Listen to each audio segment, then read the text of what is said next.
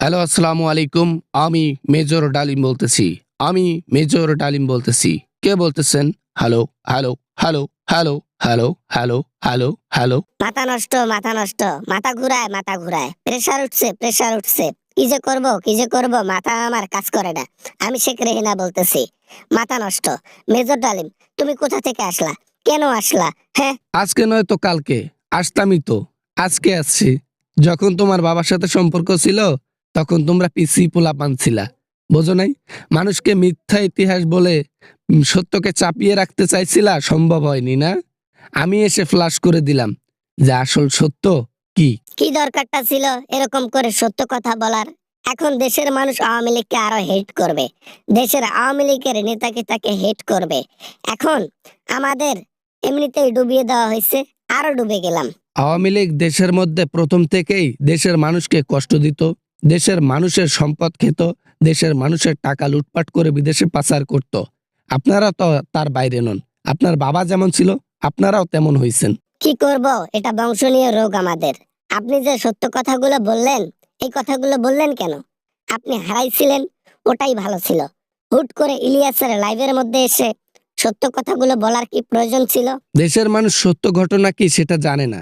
তোমার বাবা যা বলেছে, যা করেছে, তার একটা সত্য ছিল না, সবকিছু মিথ্যা ছিল। আর সেটাই প্রকাশ করেছি এসে আমি 2024 সালের পর 25 সালে। লম্বা লম্বা বাঁশ খেয়ে বসে আছি আমরা আওয়ামী লীগ, দেশ ছেড়েছি। আর এমতো অবস্থায় মেজর ডালিম কবর থেকে উঠে এসে অজোড়া বাঁশ আমাদের পিছনে নতুন করে গেঁথে দিল। আহারে! এটা একদিন হবারই ছিল। আমি তো চিন্তা করেছিলাম মরণের আগ পর্যন্ত একবার হলেও দেশের মানুষের কানে কানে সত্য একদিন পৌঁছে দেব। সেই সুযোগটা আজকে এসে গিয়েছে। এখন বলেন, কত টাকা নেবেন? যা বলেছেন তার সত্য বলেন নাই এই কথাটা বলার জন্য। কত টাকা নেবেন বলেন?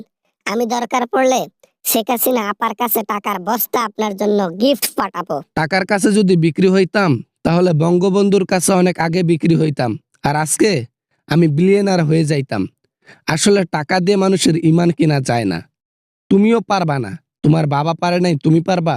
এই জন্য আমার বাবার পুরো পরিবারকে উপরে পাঠাই দিয়েছেন আপনারা। হ্যাঁ, সবার শাস্তি আল্লাহ তাআলা নেবে। সবার শাস্তি আল্লাহ তাআলা কবরের মধ্যে গিয়ে নেবে, দেখিয়েন। সারাটা জীবন মানুষের ক্ষতি করলেন, সারাটা জীবন মানুষের টাকা মেরে খাইলেন। আজকে তাদের মুখে যে কথা শুনতে যাচ্ছি, যে কথা শুনতে পাচ্ছি, শুনে আমি অবাক যে আল্লাহ তাআলার নাম তোমাদের মুখে। আল্লাহ তাআলা কি আদৌ তোমরা মানো? হা হা হা হা হা হা। কি আর বলবো। বঙ্গবন্ধু আমাদেরকে মারার প্ল্যান করছিল, কিন্তু দুর্ভাগ্যবশত ওরাই মারা গেছে। বাবা, না মানে বাবা বাবা বাবা, তার মানে বলতে চাচ্ছেন আপনারা মারেন নাই প্ল্যান করে? আমার বাবাইরা আপনাকে মারতে চাইছিল প্ল্যান করে। হ্যাঁ, সেখানে আপনারা গোলাগুলি করে সবাইকে উপরে পাঠাই দিয়েছেন নাকি? যেটা জানো না সেটা নিয়ে কথা বলবা না। তোমার বাবা একতন্ত্র নায়ক, এক নায়কতন্ত্র দেশ বানাইতে চাইছিল। সারাটা জীবন শেখ পরিবারের লোক দেশ চালাইতো। এইটা কখনো হইতে দেওয়া যাবে না। এটার জন্য প্রতিবাদ জানাইছি। এই প্রতিবাদ সহ্য না করতে পারায় তোমার বাবা আমাদের উপর পরিকল্পনা করে যে এদেরকে পাঠাই দিতে হবে উপরে। কিন্তু দুর্ভাগ্যবশত আমাদের জ্বালায় ওরাই গেছে উপরে। বাবা, না মানে বাবা, ফোন রাখলাম, ফোন রাখলাম। বাবা, বাবা, বাবা, আচ্ছা আচ্ছা, ফোন রাখলাম, বাই বাই বাই। সারাটা জীবন মিথ্যা কথা বলেছেন, মানুষের ক্ষতি করেছেন। তাই তো সত্যর ভার নিতে পারেন না। সত্যর ভার নিতে পারলে এখন ফোন কাটতেন না, আরো কথা বলতেন। যাই হোক, ফ্লাশ করেছি, মন হালকা হয়ে গেছে। বাই। হ্যালো বন্ধুরা, আশা করি ভিডিওটা অনেক ভালো লেগেছে অ্যান্ড অনেক এনজয় করেছেন।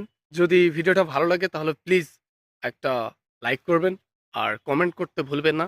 এরকম আমেজিং ভিডিও নিয়ে আবার আপনাদের সঙ্গে দেখা হবে ইনশাল্লাহ। তো ততক্ষণ পর্যন্ত সবাই অপেক্ষা করেন। সবাই ভালো থাকবেন, সুস্থ থাকবেন। খুদা হাফেজ।